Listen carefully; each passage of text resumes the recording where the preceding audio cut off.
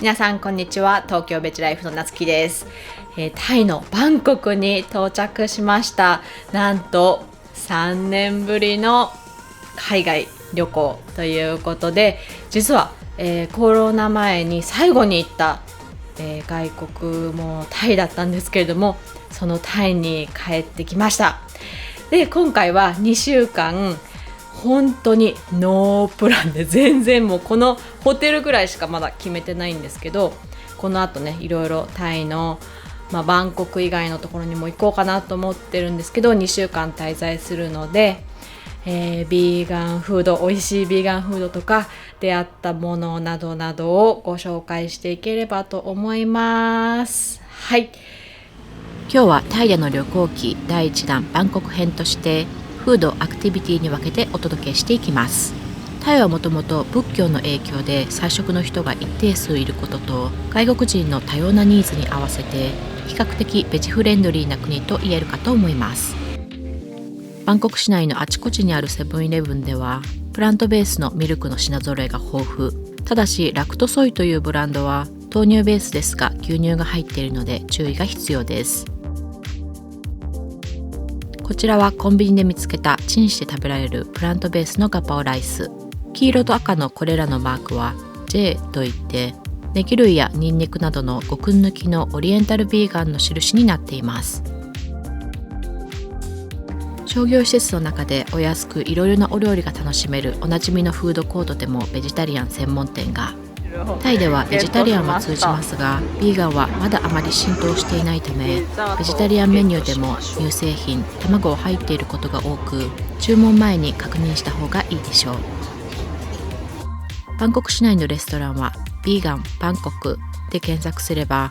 お店を紹介するサイトやブログが出てきますが、普通のレストランでもベジタリアンメニューがあるところも多いです。また Google マップで適当に見ていると、店名にベジタリアンやビーガンという文字が入っているお店も結構見つかりますよ。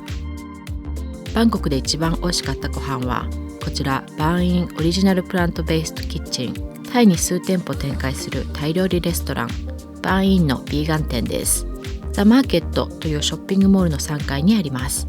メニューがとてもとにかく豊富。定番のタイ料理からあまり見ないものまで幅広く楽しめますよ。全部プラントベースとは思えないです。そういえばタイでは毎年9月末から10月初旬に1週間菜食で過ごす菜食週間があって、多くのタイ国民が参加することでも知られています。それだけ菜食はタイの人にとって身近な存在なんですね。頼んだお料理は本当にどれもとても美味しくてボリュームも満点。一緒に行ったベジではない友達も全部植物性とは思えないと大満足の様子でした。バンコクに行ったらまた絶対行きたいお店です。ここからはアクティビティ。タイ料理をお家に帰ってからも楽しみたいという方におすすめなのがお料理教室。私はソンポンタイクッキングスクールというところでグループレッスンをビーガン対応で参加させていただきました。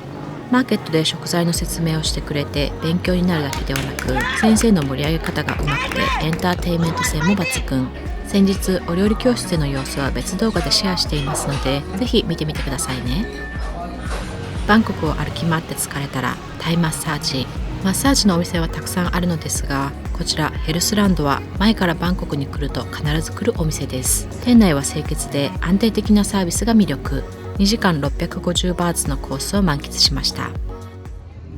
BTS 駅サパーンタクシンからすぐのサトーン船場から無料で運航しているボートに乗って川の反対側アイコンサイアムへ。夜になると外で無料の噴水ショーがあったりライトアップされるので、家族連れやカップルでかなり賑わっています。店内には屋内マーケットが広がっていて、ビーガンのものはあまりありませんが、いろいろなお料理が楽しめます。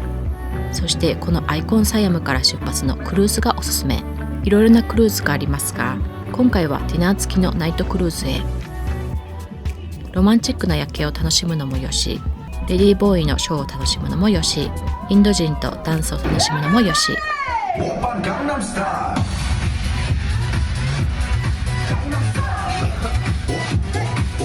最後にバンコクの夜景を満喫できるおすすめのスポットをもう一つ。2018年末にオープンした超高層展望台マハナコンスカイウォーク。78階の屋上から360度夜景が楽しめます。日中もオープンしていますが日差しが強いらしく、夕焼けからがおすすめとのことです。ただ夕焼け前後はエレベーターがかなり混雑すると思われます。展望台は夜12時までアクセスできますが、夕方6時半までに受付を済ます必要があるので注意が必要です。あと隣接するマハナコンのフードコートザ・キューブでミシュラン星を獲得したシェフのパッドタイが食べられると聞いて楽しみにしていたのですが、ザ・キューブは夜8時前に閉まってしまうので今回は残念ながら食べられませんでした。チケットは880バーツからとなかなかのお値段ですが、素晴らしい景色とパーティー雰囲気でとても楽しかったです。